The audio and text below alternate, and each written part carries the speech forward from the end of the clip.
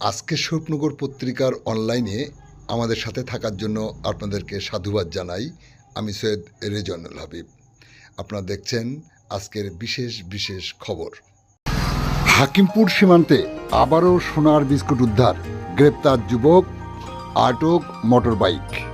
আপনারা দেখছেন সেই বিশেষ মুহূর্তের ধারণকৃত ভিডিও চিত্র আজকের স্বপ্নগর পত্রিকার অনলাইনে। আমাদের সাথে থাকুন, দেখতে থাকুন। এখন শুনুন বিস্তারিত।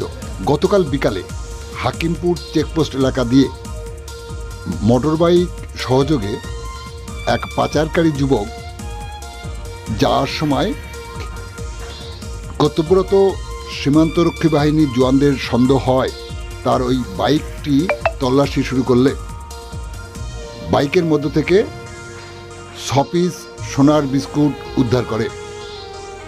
গ্রেপ্তার করে আজ সকালে তেঁতুলিয়া শুল্ক দপ্তর হাতে তুলে দেয় ওই যুবক।